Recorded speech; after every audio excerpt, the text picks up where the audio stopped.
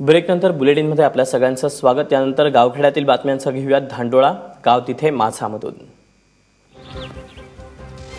गोंदिया जिल्ह्यात रब्बी हंगामासाठी पाटबंधारे विभागानं बाग आणि ईटीआर या प्रकल्पांमधून 11,990 हेक्टर क्षेत्राचं नियोजन केलं। याचा फायदा गोंदिया जिल्ह्यासह भंडारा आणि गडचिरोली जिल्ह्यातील शेतकऱ्यांना मिळणार आहे। पाटबंधारे विभागाच्या मदतीनं देण्यात येणाऱ्या पाण्यावर 50% शेतकरी अवलंबून आहेत। पाटबंधारे विभागाच्या निर्णयामुळे शेतकऱ्यांमध्ये आनंदाचं वातावरण आहे।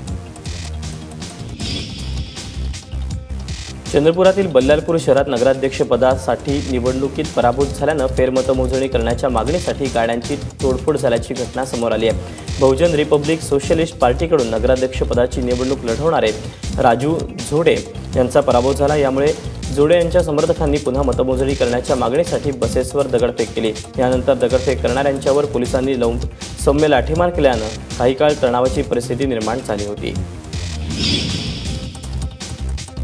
सोलापुरातील करमाळा नगरपालिकेची फेरमतमोजणी केल्यानंतर पूर्वीचाच निकाल हाती लागला। यानंतरही विरोधकांनी पुन्हा फेरमतमोजणीसाठी न्यायालयात जाण्याचं ठरवलं। मात्र सत्ताधारी काँग्रेस आघाडीनं हा पोरखेळ सुरू असल्याचं म्हटलं।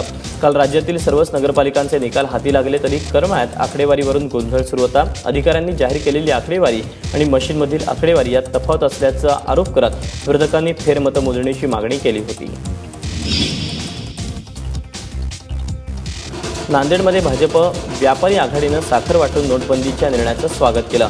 शहरातील हनुमानपेठ चौकात ढोल ताशे वाजवून आणि फटाक्यांची आतषबाजी करून सर्वांना साखर वाटण्यात आली। मात्र नांदेड शहरात नोटबंदीच्या विरोधात कसलाही बंद पाळला नव्हता। त्यामुळे शहरातील संपूर्ण बाजारपेठ काल खुली राहिली।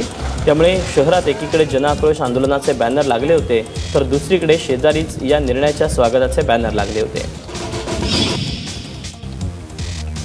अहमदनगरमध्ये नोटाबंदीच्या निर्णयाच्या समर्थनार्थ भाजपनं मोटरसायकल रॅली काढली। खासदार दिलीप गांधी हे देखील उपस्थित होते। माळीवाड्यातील छत्रपती शिवाजी महाराजांच्या पुतळ्याला पुष्पहार अर्पण करून रॅलीला सुरुवात झाली। या रॅलीत नागरिक देखील मोठ्या संख्येनं सहभागी झाले होते। जळगाव शहरात काल जिल्हा काँग्रेसनं नोटाबंदीच्या विरोधात जनआक्रोश आंदोलन केलं। टॉवर चौक ते कलेक्टर ऑफिसपर्यंत हा मोर्चा काढण्यात आला होता।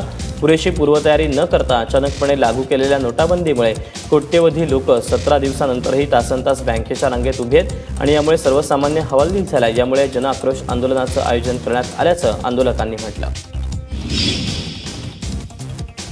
अहमदनगरमध्ये देखील नोटाबंदीच्या विरोधात काँग्रेसनं जनआक्रोश आंदोलन केलं। यावेळी पंतप्रधानांच्या विरोधात घोषणाबाजी करत त्यांचा निषेध करण्यात आला। लोकशाहीर अण्णाभाऊ साठे यांच्या पुतळ्यासमोर आंदोलनाची सांगता करण्यात आली। काळ्या पैशाच्या विरोधातील सरकारच्या भूमिकेला पाठिंबा आहे, मात्र सर्वसामान्य नागरिकांना त्रास झाल्याचा आरोप काँग्रेसनं केला। नांदेड शहरातही मोदी सरकारच्या नोटाबंदीच्या निर्णयाविरोधात काल काँग्रेस पक्षातर्फे जनआक्रोश आंदोलन केलं। काँग्रेस कार्यकर्ते जिल्हाधिकारी कार्यालयासमोर घोषणा देत मोदी सरकारच्या नोटबंदीच्या निर्णयाचा निषेध त्यांनी केला। नोटबंदीच्या निर्णयामुळे रब्बीच्या हंगामात शेतकऱ्यांना बियाणं खरेदीसाठी अडचणी येत आहेत। त्यामुळे सरकारनं नोटबंदीचा निर्णय त्वरित रद्द करावा अशी मागणी या जनआक्रोश आंदोलनाच्या माध्यमातून करण्यात आली। गडचिरोलीमधून राज्य उत्पादन शुल्क विभागानं 4.5 लाख रुपयांची दारू आणि एक वाहन जप्त केलं। छत्तीसगड राज्यातून दारू आणली जात असल्याची माहिती राज्य उत्पादन शुल्क विभागाला मिळाली होती।